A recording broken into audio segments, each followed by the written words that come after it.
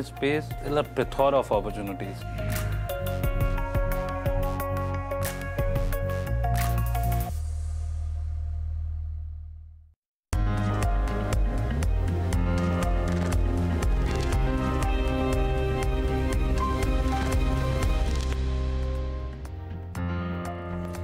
Good morning, this is Daybreak on Bloomberg Quint Live and I'm Alex Matthew.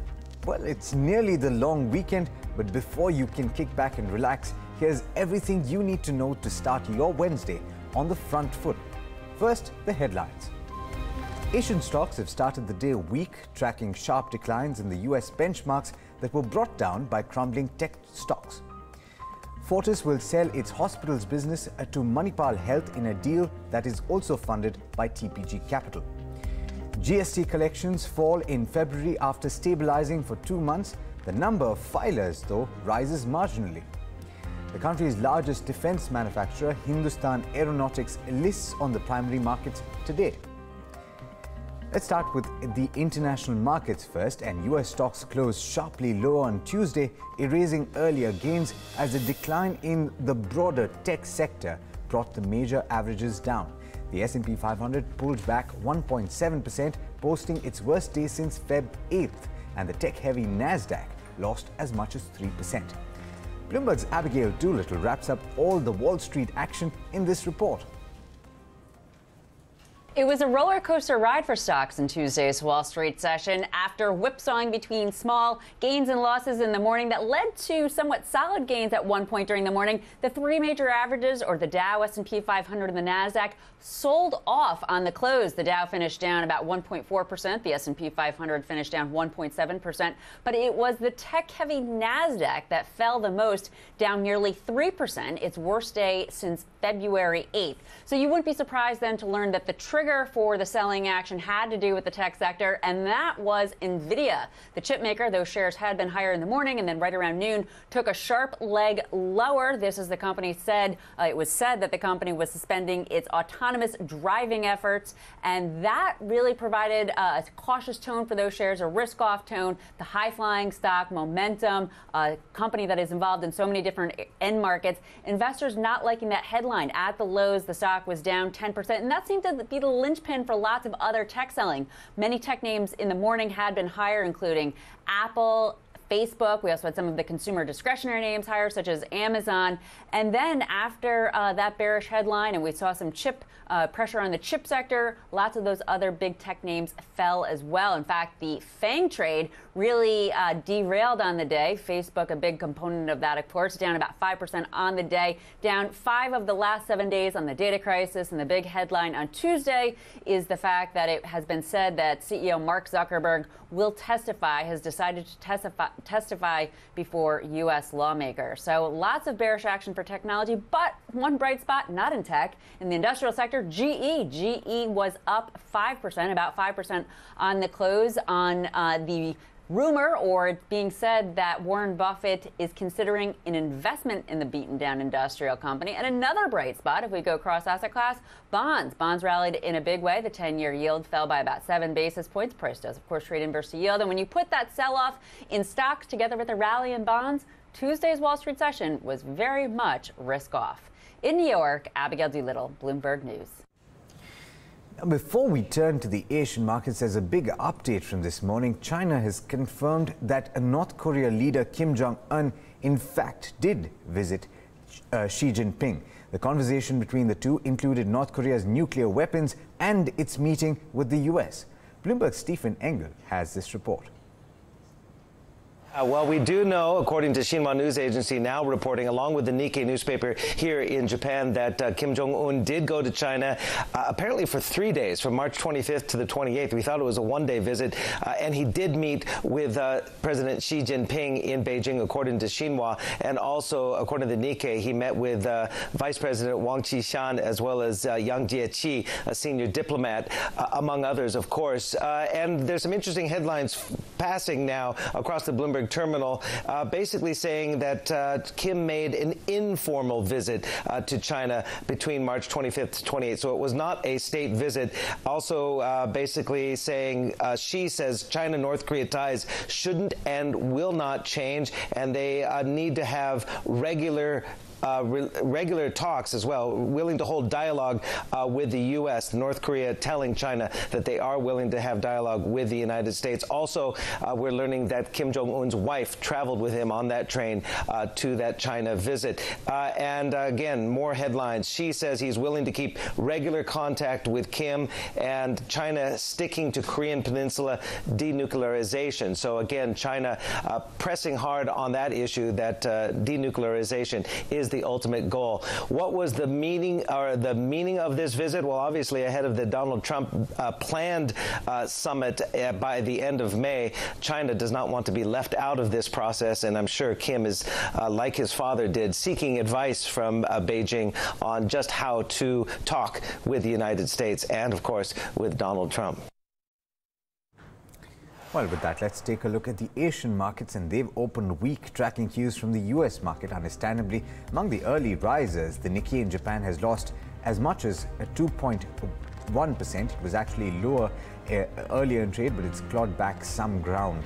Let's turn to the Indian market, and Darshan Mehta and Agam Vakil. Agam, after a long time, are back to tell you all about the day's trade and also about the futures and options space. Morning, guys. Darshan, first to you. What's on your list today? So as of now, if you're looking at it, the SGX Nifty is indicating a gap down of almost 60-65 points, given the fact that the global markets are extremely weak at this point of time. So it's a weak closing by the SGX Nifty, in fact, a weak opening.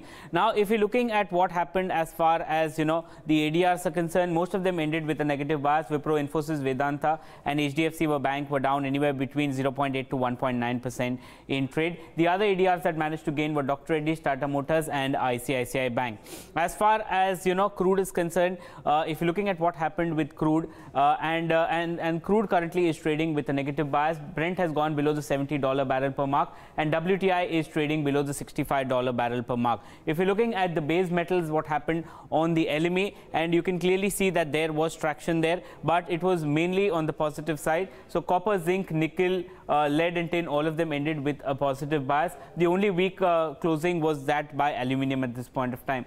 As far as China is concerned, all the base metals on Chinese markets have opened lower. As a fact, the precious metals seem to be doing well at this point of time. Fund flows, a heavy amount of buying both by the DIs and FIs in trade yesterday. 1,063 crores by FI buying, and DIs bought in 2,173 crores. But remember, today is the last trading session of the financial year.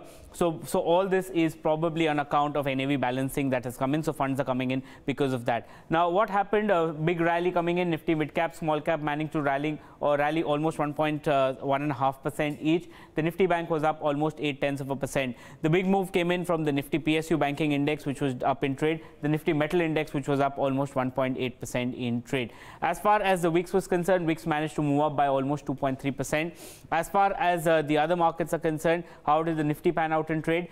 Nifty was up 53 points. SBI, TCS, ICICI Bank and IndusInd Bank were the major contributors of the index going higher. But Agam is here to take you through the FNOQs. Of course, Darshan, we'll be watching out for how rollovers pan out, considering today's the last day of the expiry, that's the March expiry. Now, when it comes to the rollovers, as you can see, while we've seen decline around 20%, there's been more addition of open interest towards the April futures. And, as one might expect, the rollovers have picked up. So at around a little less than 54%, largely in line with the average of the previous 3 months as far as the Nifty is concerned. Let's take a look at the Nifty Bank rollovers as well. Standing at around 54%, not very different from what we've seen on the Nifty. And once again, looking at well, 179% increase in OI as far as your April open interest goes. Moving in, a couple of factors that we are watching out for was the India Volatility Index, which has largely remained unchanged. I know we've seen an uptick of around 2.5%, but in comparison to what we've seen in the previous few weeks, well, currently standing around 15.5, largely range bound. But the put call ratio, of course, that also remains unchanged at around 1.15 in comparison to 1.14. What we've really seen is a substantial amount of unwinding in the 10,000 call as well as the put. That's the most active strike in yesterday's day of trade, and the 10,100 call also sees some amount of unwinding, a little bit of writing coming along in the 10,200 put. But in terms of some stocks that we are watching out for, Balrampur Chini and GMR Infra enter the F&O ban. Among many others, we're looking at Jet Airways and Oriental Bank moving out. I'm also keeping an eye on several other counters like Pidilite, which has seen, of course, a 2% increase here. And across all series, we've seen fresh buying coming along. And Cummins is the other one where we've seen some fresh shorts building across all series. So these are some of the stocks that I may be keeping an eye on. And of course, the indices as to what Asian markets have, what kind of implication Asian markets have on the opening today. Thanks so much for that, Agam. Let's move on now, but staying with the markets, Manish Sonthalia of Motilal Oswal AMC believes that the markets may see a further correction of 5%, but there is no reason to panic. Speaking to Neeraj Shah on our special series Alpha Moguls, Sonthalia says that there was no excess froth in the broader markets based on the correction that they saw. Listen in. In these sort of times, many times in the past, given that I've been in the stock markets for the last 25 years, so nothing really moves us that badly. We are made of, we don't have nerves of steel, we have nerves of titanium. Okay, so nothing really shakes us. So it's a part of an ongoing correction. We'll see some more correction maybe. People with some, if there are excesses on the downside, there will be excesses on the, if there are excesses on the upside, there will be excesses on the downside. We saw excesses on the upside at 11,000 something on the Nifty. Clearly these were excesses. Now we are approaching a situation where there are excesses getting created on the downside. So, these are how tops and bottoms are made. So currently the base formation is underway.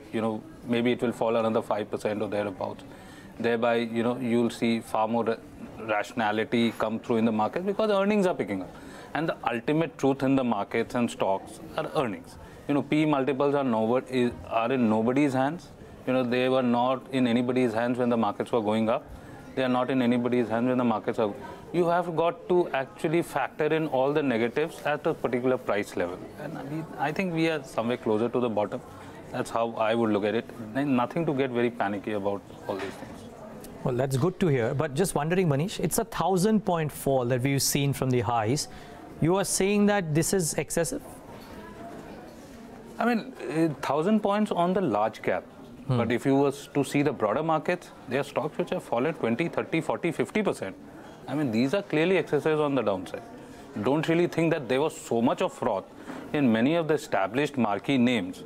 Yes, they have gone through multiple corrections, like P multiple corrections, but nothing to warrant this sort of a panic. I think it's got to do with the negative flows that have come through from RBI's front on account of the PSUs, liquidity issues, and so on and so forth. But my personal sense is that we are, creating excesses on the negative side. So, these sort of things really won't last too long. If the earnings growth is there and capital will always chase growth, we are approaching that sort of a situation currently. And you can catch that entire conversation at 10:30 a.m. on Bloomberg Quint Live, so do tune in. Moving on, the goods and services tax collections declined for the second straight month in February as only 69% of assessees filed returns. Nikunjori takes us through the GST math for February in this report. The government's GST collection have marginally fallen to 85,174 crore rupees for the month of February after stabilizing in the 86,000 crore rupee range in the month of December and January. About 59 lakh GST R3B returns were filed for the month of February, which were about 2 lakh more as compared to the previous month. GST collected in the various heads was 14,945 crore rupees was collected in CGST, which is the centre's share of GST, and which after the IGST settlement went up to 27,085 crore rupees. State's share of GST was about 20,456 crore rupees, and which went up to 33,880 crore rupees after the IGST settlement. About 7,100 about 7,317 crore rupees was collected as compensation cess. According to experts, the primary reason for the collections to have fallen is that assessees also face a burden of direct tax liabilities like the advance tax and TDS, which is collected, which has to be paid at the end of the financial year.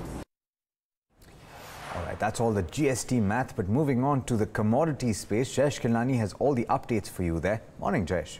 Morning, Alex. Not looking that great for the oil market. In fact, oil prices extended their losses after a surprise inventory build-up report by the API. So WTI crude, in fact, fell more than 1.6% after the API reported. So now the API is expected to report inventory build-up of as much as 5.3 million barrels for last week. This is much higher than what we were anticipating at just about 9 lakh barrels for last week. On the back of this, WTI and Brent have actually traded lower for the third straight day. But moving on to the base metal space, the index itself snapped its 3-day losing streak. In fact, all metals gained except for aluminium, which lost about 0.3%, while all of the other base metals, gained anywhere between 0.1 to 0.7% as well. Now, some of the base metals that were reacting was copper. Now, copper inventory has been rising at a record level amid demand concerns, and the nickel market is actually eyeing the Philippines as they had recently shut down 26 mines and a decision was likely to come. However, the Mining Council in Philippines that has deferred the decision. So nickel market players are actually watching out for that. As far as the precious metals are concerned, both gold and dollar are trading little change. So if you look at the rates right now, you will get gold futures trading above the 1350 per ounce mark and the dollar index trading below the 90 level. All right, moving on to the big story on Deal Street. Fortis Healthcare will sell all its hospitals to Manipal Health. And the deal, essentially, which has been in the works for some time now, will also see the South India-based Manipal and TPG Capital pump in an additional 3,900 crore rupees into the merged entity. Darshan Mehta is here to tell you all about the deal structure and also what's in store for Fortis shareholders. Yeah, so what we're seeing, Alex, is it's a two-part deal. So let's look at what happened in the first part. The first part is that the Fortis Healthcare business will be transferred to LAFEM. Now, it is an internal transfer, so what they're doing is they're consolidating their hospital business. Once that is done, that hospital business will be demerged and then transferred to Manipal Health, and which will be a reverse listing merger, or reverse listing for Manipal Health into the stock exchange. Now, the merger ratio is 100 shares of Fortis will get you 10.83 shares of Manipal shares. So they're valuing Manipal at a much higher valuation than Fortis here.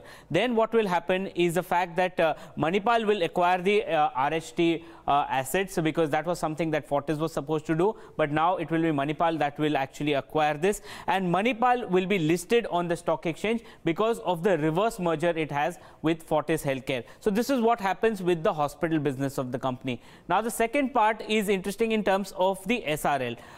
For the other part is that there will be an indirect open offer for Fortis Malar, which is another listed entity, and on that basis, there will be an open offer there.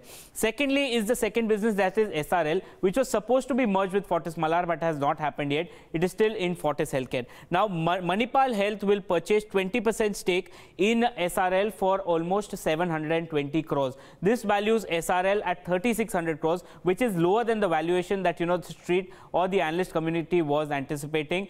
So they were anticipating anywhere between over 4,000 crores. So the valuation of SRL is lower. Now, what will happen is that the balance for 80% that is there, what Manipal wants to do is that they want to acquire the majority stake in SRL, and they will be negotiating the parties to get that money, and overall they were likely to infuse 3,900 crores as far as this entire deal is concerned. So they're looking to hike stake in SRL also.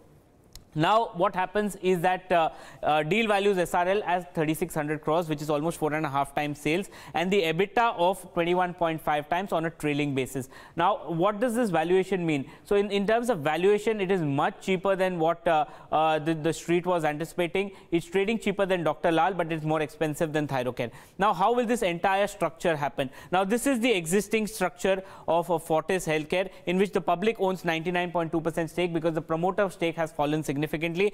There is Fortis Healthcare, minority investors, and there is a stake in SRL, so they own. Now the resultant structure, how Manipal will happen. So 41% will be public, Manipal promoters will have almost 38% stake, TPG Capital will have almost 20.7% stake, and they will buy the entire 100% assets of RHT, and they are looking at 51% stake in SRL. Currently they will have 20%, but they are looking to get it to almost 51% stake. So this is how the entire structure will be of the combined entity, Manipal as well as Fortis Healthcare, the hospital business combined. Now, by the numbers, how does this deal work?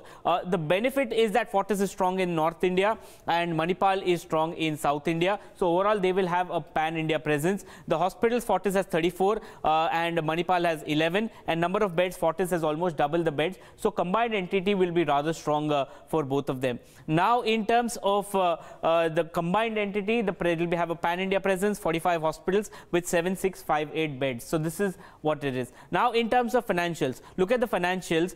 Fortis is almost making double the revenue of what this is. This is a trailing 12-month number. EBITDA margin is at 6.4%, while Manipal is 16%, while the debt is pretty much same for them. Now, as far as the combined entity is concerned, so they will have a 5,000 crore revenue. Margins will come off slowly because of Fortis's low margins, 14.2%, and the debt will be 3,653. But this EBITDA number probably will come up higher because of the RHT acquisition. Now, in terms of what does this combined entity mean? It will be the largest hospital in terms of revenues and EBITDA in India. It will surpass Apollo hospitals.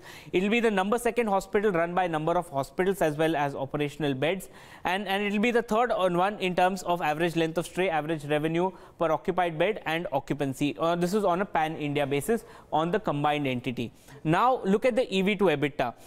Fortis Hospital, this is just the hospital business. Before the RHT transaction, trades at almost 20 times and Manipal trades at 30 times. So Manipal already is an expensive company and it's buying Fortis Healthcare at a valuation which is much cheaper. So this is the EV to EBITDA combined. Now, what works in this entire deal? The first thing that works is the fact that the combined entity will be the largest hospital chain, highest number of beds, highest number of revenues, track record in operating facilities. Manipal has a strong track record in running such facilities. So the operational efficiencies will definitely come in, and pan-India presence for the combined entity. So this is what works as far as this entire deal. Now, this is more important. What does not work? First of all, there's no valuation given.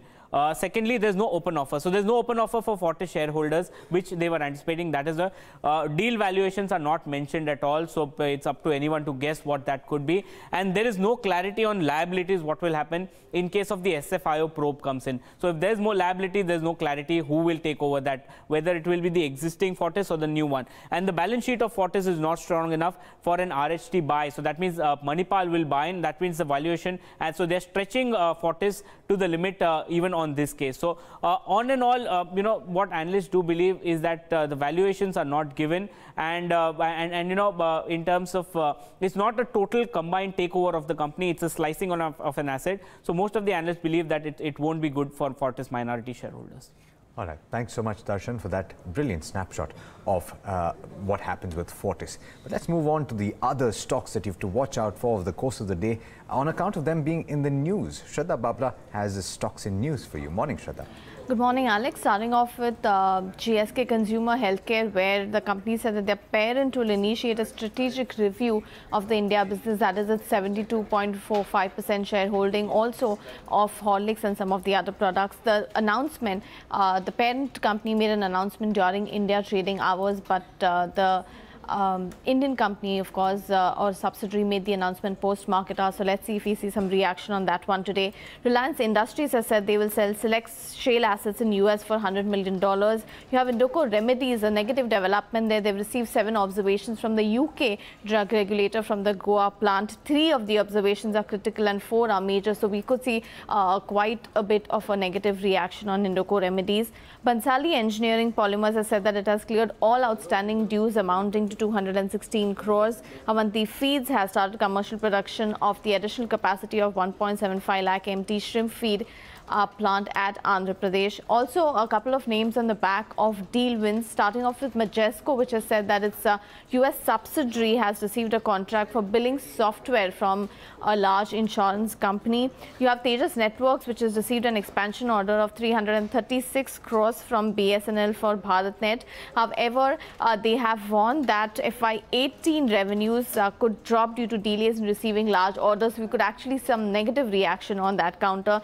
Sikal Logistics, where its joint venture has won a contract from DVC. And lastly, we're also tracking Karnataka Bank, where in a bulk deal yesterday, promoter Batina Reddy bought 0.6% stake, which was sold by JM Financial Capital. So watch out for all these names. All right. Thanks so much for that, Shraddha. Well, it's the country's largest defense manufacturer and the second to hit the stock exchanges this month. Hindustan Aeronautics will list today after raising over 4,000 crore rupees through its IPO. Somit Sarkar is standing by to tell us about the possible valuations on listing. Somit, the IPO didn't see a very strong demand, and it also looks like LIC bailed out the offering, buying about 70%, I understand. Yeah, that is true. So, Hindustan Aeronautics will be listing today. Now, the company had issued shares at a lower end of the price band, that is 1,215. Now, the issue was just subscribed. You can see here the total subscription was just 0.99 times, with most of the demand coming in from the QIB portion. The QIB portion was subscribed 1.73 times, while the HNI portion and retail portion was subscribed only 0.03 and 0.4 times. Now, in this QIB portion, LIC was the major buyer. Now, the government-owned company, insurance company, brought around 7% stake in Hindustan Aeronautics. Now, the total issue size was close to 4,088 crore rupees, and LIC has subscribed nearly 2 shares for worth 2,844 crore rupees. That is 70% of the total issue size. Now, the street is expecting a flat listing from this IPO. So let's see how the valuations would stack up on listing. Now, at issue price of 1,250, the market capitalization was of the company was close to 40,600. Price to earnings FY17 was 15.5. Market cap to sales was 2.3, and EV to EBITDA was 8.9. Now, if it lists at a discount of 50 rupees, then the market capitalization would be close to 39,000 crore rupees. Price to earnings would be 14.8. Market cap to sales would be 2.2, and EV to EBITDA would be 8.4. And if it lists at a premium of 50 rupees, then the market capitalization would cross 42,000 crore rupees. Price to earnings would be 16.1. Market cap to sales would be 2.4, and EV to EBITDA would be 9.4. Now, if you see, Hindustan Aeronautics is not only India's largest defense public sector company, but also 39th largest, world's 39th largest defense company. The company has a strong order book of close to 68,461 crore rupees as of December 2017, which gives a good revenue visibility over the next 3 years. Other than this, the company has also submitted proposals for aircrafts and helicopters to the Ministry of Defense, which is worth around 64,000 crore rupees. The company not only designs but also develops, manufactures and repairs aircrafts, helicopters and aero engines, and is India's only manufacturer and designer in this market. Now, if you see, it gets most of its order from the Indian Armed Forces, but it has also done exports to countries like Afghanistan, Mauritius, Maldives, Nepal over the years. Also over the years, if you see, the service revenue proportion to the total revenue has increased from 21% in FY15. It has now increased to 40% as of first half of financial year 2018, while sale of products was around 58% of the total revenue. Thanks so much for that, Somit. Look forward to that later in the day. Well, that's all we have for you in this edition of Daybreak, but all you need to know is up next, so do stay tuned. Let's hope that you finish up with your Wednesday very quickly and enjoy your long weekend. Thanks for watching. This is Bloomberg Quint.